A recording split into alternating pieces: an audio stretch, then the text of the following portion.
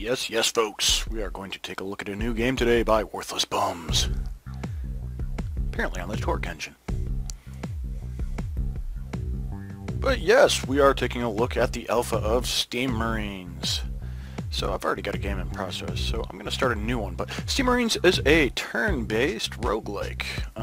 More akin to XCOM than your traditional roguelike, but it does still fall under the definition of roguelike under the Berlin interpretation. If you don't know what that is, look it up. But yes, I do get irritated when a lot of games call themselves roguelikes, and they actually aren't. For example, Rogue Legacy, stuff like that, when they just toss about the term, because I am an avid roguelike player. But yeah, anyways, let's take a look at this real quick. This is the current build. It is version 0.8.1 alpha. I was fortunate enough to be gifted a key. I was actually going to buy it when I get paid, likely tomorrow I think I get paid. But since I was kind enough to get gifted a key, I'll show you how. Haha, with a nice little overlay here. So, yeah, we'll take a look at my wise crafting of how I got a key. But anyways, yeah, so I'm going to buy a couple keys to actually give away on the channel. I'm going to figure out how I'm going to do it. But this is an awesome game if you're a fan of turn-based tactics, because everything's procedurally generated, so lots and lots of replay value. But it is still an alpha, and I am going to show you real quick. We'll get into it before I actually do some less playing. Alright, so you have actually 4 modes of difficulty. You have easy, bots can handle humans much, don't slap the vending machine, which is normal. Hard, you unlock New Game Plus, right? New Game Plus, which is not unlocked yet. So we'll hit cancel. Don't start a new game. Let's go to the options real quick. So this is an either OpenGL. This is actually at a 1080p resolution. You have a variety of resolution options. You can do full screen or windowed, bit depth 32 or 16-bit, screenshots in PNG or JPEG format. I haven't used actually the screenshot format or the screenshot function yet, so don't know how exactly well that goes. Music volume is kind of quiet in this, so crank it up. I'm not the biggest fan of the music. And we'll crank up the effects all the way up as well.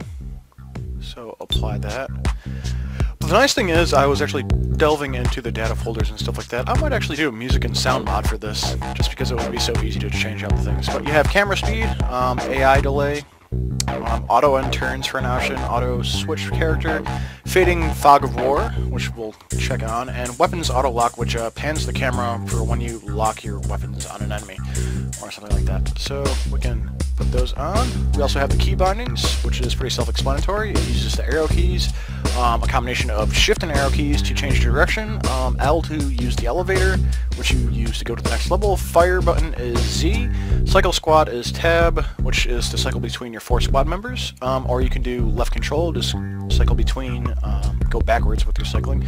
F1, F2, F3, F4 is just to directly select your leader, scout, grenadier, or support, which is kind of interesting that the buttons are mapped out like that, because you don't necessarily have to play a squad with just those roles, which I'll show you in a second.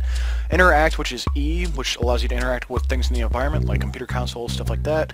Grab, which is G, say you're standing on top of a crate or something like that, instead of smashing it. Like when you spawn in, you can use G to pick it up.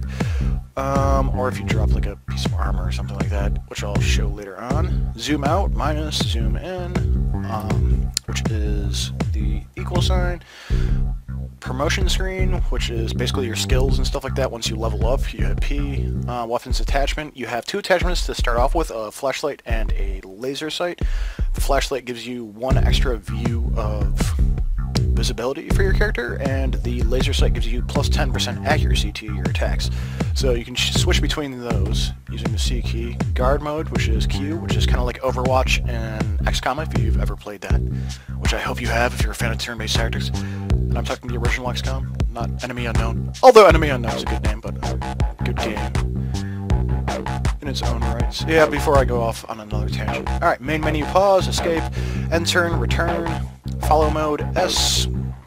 Follow mode I think has been made redundant in this version. I'm not exactly positive. I asked the creator via email. I don't think he actually got back to me on that. Let me see. Did I actually ask him? I actually have the email open next to me. I'll check it in a second. Tutorial, which is T, and talent slots 1 through 4. Reload weapon R, which comes in very handy, and squad info, which is I. Which I'll show all these up once we get into the game. So we'll hit new game. So you have 5 decks to get through on this ship. So over at the save game, we'll just do normal mode, which is what I've been doing. So you have 4 classes. You start off with 4 players, as always, for your squad. You can cycle the classes, or you can cycle their randomized names, which is a nice little feature. Doesn't seem like there's the largest name pool, but might be able to mod in more or something like that. I haven't really poked about to check that out. But you have class leader, uses a shotgun for knockback, force multiplier to strengthen positions or salvage bad ones, favors a balance of weapons damage and accuracy, favors a balance of armor rating and speed. And then you have the scout, uses a long rifle that penetrates multiple enemies when far away. Things need to stay that way. Favors weapons with high range and accuracy, favors armor speed over armor rating.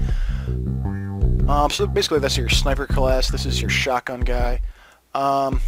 Grenadier uses a grenade launcher with splash damage, beware friendly fire. So you can do splash damage on your friendly characters with the grenade launcher.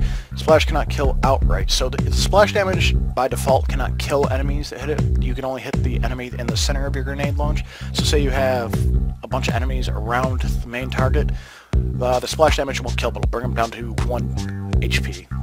Favors a balance of weapon damage and accuracy, and favors armor with higher armor rating over speed.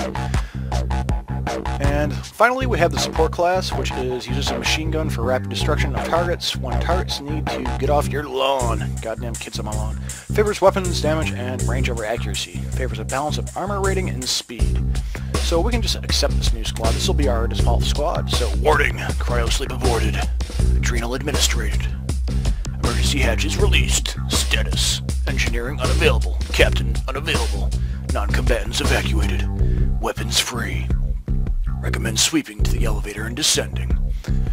So apparently you have 5 levels to get through. Let's see. Good luck, Marines. Yeah, we'll proceed in. So this is our actual screen. We'll take a look at this real quick. So like I said, tab cycles through your actual members, and you can zoom out and zoom in. So you can zoom in and see the lovely pixelated graphics and the actual animations and everything going on, which is a nice touch.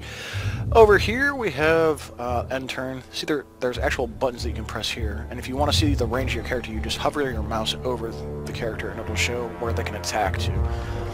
Down here we have our weapon, so if we hit C to cycle attachment, you'll see it changes to the laser. And this uses our action points. This is just like the old school XCOM with action points. So every action you take uses an individual action point. So toggling between those 2 modes use 2 action points. Now if I want to switch just directions, that uses an action point as well. Actually moving uses an action point. So we'll go to the next member right here. This is a door in front of us, so we can open the door. That on the ground there is a trap or a mine. So yes, the red skulls. Who would have thought? Yeah, that's a bad thing to step into. And we take a look over here. Credits, I'm not exactly positive what the hell they're used for, because I haven't seen any machines to spend them on or anything like that. And you have your item slots here. You can hold a total of 12 items, it appears. And you can actually drop them or use them. So items such as weapons and armor that you can swap out actually count towards your item slots. So sometimes you'll find like better armor, you'll find grenades, AP increasing items, HP increasing items. So if we hit I, this brings up our squad display.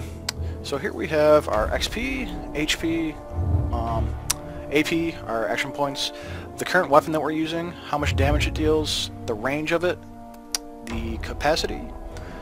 Actually, wait, ammo to fire. Let's see, accuracy and capacity. So this is our ammo supply right here. We have 14 in this clip of 14, and we have 5 left over after that. And this is our armor here. It has a rating of 5 armor, 2 repair, or 2 speed, which adds to our action points, how far we can move each time. Our resistance to various things such as fire, acid. What's this one right here? Kind of a pain getting it on here. Explosions and frost, and it has repair. And what repair does is repairs your HP a slight bit every time you kill something mechanical. But that's basically all there is to that screen. Now if we go to promotions, take a look here, and we have charge. These are the different tier levels of levels you can get up. So you can get up to a level 4 sergeant. So you go PFC, private first class, lieutenant colonel, or lance corporal actually in this case, corporal, and sergeant. So these are, you get to choose one of these abilities once you get enough to level up. And some of them are passive, some of them are active, such as charge. Charge is up to 3 tiles away, can knock back enemies. and that uses 3 ability points. So that's an active trait, or you can choose Iron Resolve, reduces physical damage by 25%. And we'll look at these more as we get into the game.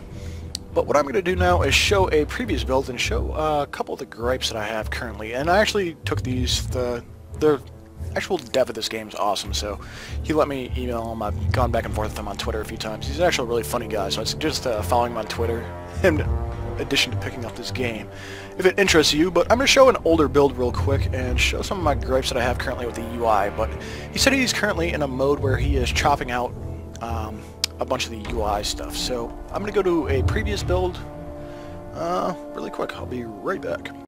Okay, so this is a previous build. It is 0.6.4 alpha. So yes, this is a previous build before he even went paid with it. So you have pretty much the same options. Some of the key bindings I think might have changed. Let me take a look real quick.